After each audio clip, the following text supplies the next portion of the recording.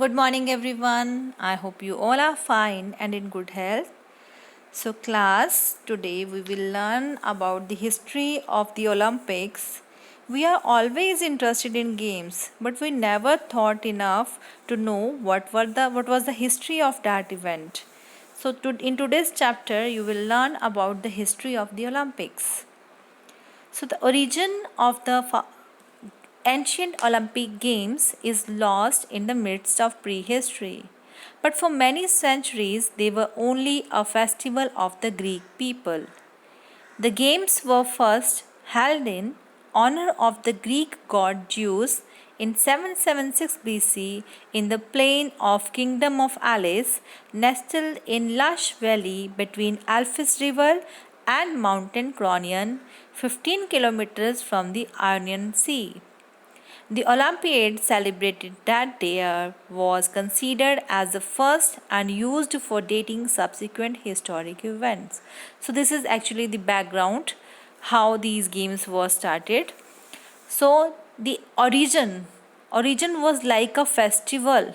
Actually it was like a festival which was celebrated among Greek people, and games were just a part of that celebration. But actually, in records, if we will see, it was only in 776 BC when, in the honor of a Greek god Zeus, these games were played in Alice between the Alpheus River and Mount Kronion. There was plains there, so those games were played between the Alpheus River and Mountain Kronion, which is actually 15 kilometers away from Ionian Sea. So that was the first event, that was the first year when these games were actually celebrated, and that was in 776 BC. BC stands for before Christ. Now this whole chapter is divided among 4 points. So now the first point, Olympia. Olympia tells us about the place where Olympics began. Olympia, the site of the ancient Olympic Games, is in the western part of the Peloponnese. Peloponnese is a place which is a province of Greece. So Olympia is a place in Peloponnese, which is in the western part of Peloponnese, and according to Greek mythology is the island of Pelops. So Pelops was a king who is also called the founder of the Olympic Games, and this island was of Pelops, and he started Olympic Games there. So now the surroundings are also described in the next lines. Imposing temples, water buildings, elaborate shrines, and ancient sporting facilities were combined in a site of unique natural and mystical beauty. So there was also natural beauty because of the mountains, river, and the sea around that, and there was also mystical beauty of spiritual beauty of the temples. Votive building stands for the buildings which are for used for the offerings that were devoted to the gods. Elaborate shrines means very complicated design buildings. So this was a mixture of natural and mystical beauty where these games were held. So Olympia functioned as a meeting place for worship and other religious and political practices as early as the 10th century BC. So in 10th century, Olympia was a place which was famous for worshipping, for religious practices, and also for political practices. So political leaders used to gather there for their political meetings. So the central part of Olympia was dominated by the majestic temple of Zeus with the temple of Hera parallel to it. So in Olympia, the famous Zeus temple is there, which is just parallel to Hera temple. So these both temple are there, and like a votive buildings, people gathered there, and at that time they used to have games in that corridors. According to legends, the ancient Olympic Games were brought to life by Heracles, a son of Zeus, the Greek god. So, Heracles is called the son of Zeus, and these games were believed to be brought to life, which were actually played just because of Heracles. Events back then were a little bit different. So at that time, the games, those were actually games, but the style of playing those games were entirely different. Like there were games like dragon slaying. Dragon slaying is where you're having a monster-like animal and you are going to slay that, to kill that. Castle climbing, you all know. These days also we play where we are having some bricks or some planks there on the wall and we just climb over there. Stealing livestock like you are running after some cock or hen. Axe throwing is just like pointing out something at each other. And monster mashup is like a wrestling. So these were the games. Those were initiated by Heracles, who was the son of Zeus god, and believed to be played in 10th century. The first Olympic Games for which we still have written records were held in 776 BC. So, as we have already read above, that in 776 BC, actually we can say that was the first Olympic that held at that very time. At this Olympics Games, a runner Corybus was a cook from Alice. Alice is a place in Greece, and Corybus was a cook. He was by profession a cook and a runner also in the games. Won the sole event at the Olympics. The stage a run of approximately 192 meters, that is 210 yards. So he was the first who won a runner's trophy and his name was Corybus. This made Corybus the very first Olympic champion in history. So he became the very first champion in history for being a winner over there. The ancient Olympic Games grew and continued to be played every 4 years for nearly 1200 years. Since then, these games were played after every 4 year, and these the style of playing after every 4 year was continued for 1200 years. And in 393 BC, the Roman Emperor Theodosius I abolished the games because of religious differences.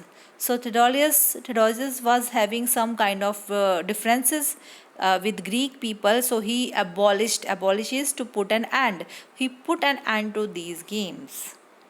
Now in the second para you will so in the next para you will learn about Perry's Olympic push.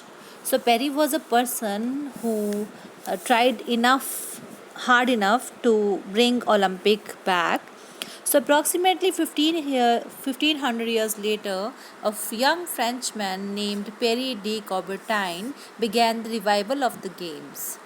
Perry is now known as Le Renovator. After examining the education of the German, British, and American children, Perry decided that it was sports that made a well rounded and vigorous person. Now, Perry was a person who felt that it was the need of the time that in the education systems, games should be a part. Here is a record of one of Perry's declaration of the modern Olympics. So this is the speech that he presented in front of the educators. So that was, let us export our omens, our runners and our fencers into other lands. That means he was initiating that every nation should take part in games. That is the true free trade of the future, and the day it is introduced into the Europe, the cause of peace will be received a new and strong ally. So that was how strong relationship can be developed among nations. It inspires me to touch upon another step I now promise, and in it I shall ask that the help you have given me hitherto you will extend again. So he was expecting the educators to help him again to initiate games and being a part of education system also, so that together we may attempt to realize upon a basis suitable to the conditions of our modern life the splendor and beneficent task of reviving the Olympic Games. So this was the whole speech declaration of Perry in front of the educators for promoting Olympic Games. After repeated times to inspire the leaders of other countries, Perry finally revived the Olympics.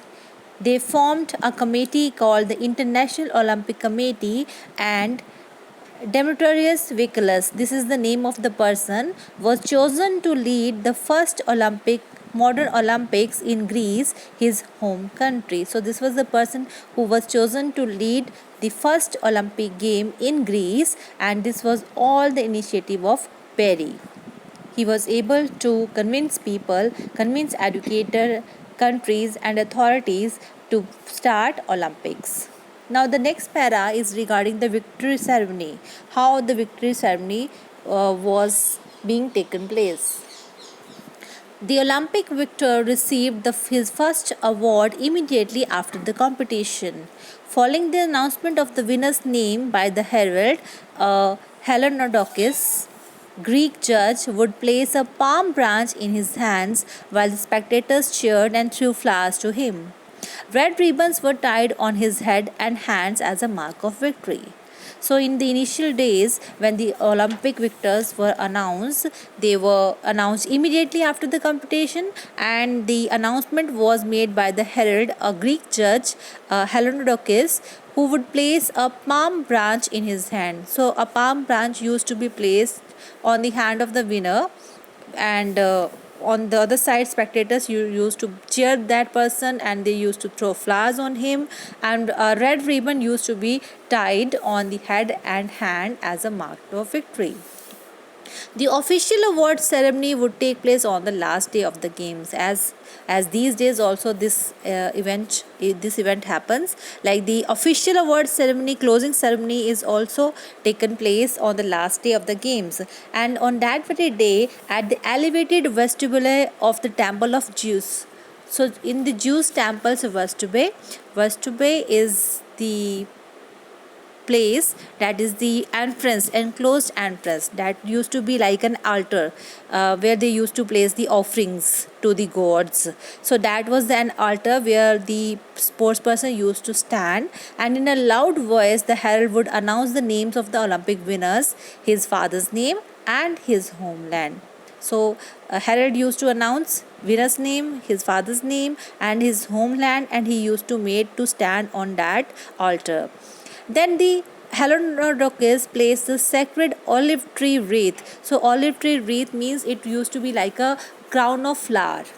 So a flower crown used to be made, and because olive tree is believed to be a sacred tree, so it used to be of olive, and or cotinos. Cotinos is similar as like a crown of flowers on the winner's head. Now, in the next para, you will learn about the modern Olympics. In 1896, the modern Olympics ignited the Olympic torch. So, we all know the Olympic torch is being lighted, and it was in 1896 and has now been burning over 115 years, and since then it is burning. At these games, only 14 nations attended, and the events included swimming, tennis, cycling, shooting, weightlifting, fencing, gymnastics, wrestling, and track and field. So in 1896, when the Olympic torch was lighted, at that very time only 14 nations were there, and these were the games that used to be played there. But over the time, over the last 116 years, the Olympic have evolved into 302 events in 26 sports and 204 countries that participate. But now, in the modern era, in the modern times, 204 nations are taking participation in Olympics, and there used to be around 302 events in 26 different sports. So this is how we have got the new modern Olympics. Now we will see a few points that are given in your chapter also. The five Olympic, it's all about the motto and the symbols that are used in Olympics. So the five Olympic rings represent the five major regions of the world: Africa, America, Asia, Europe, Oceania. And even national flags in the world includes one of the five colors. So it's very amazing thing that every flag is having this color in the whole world. which are from left to right: yellow, blue, yellow, black, green, and red.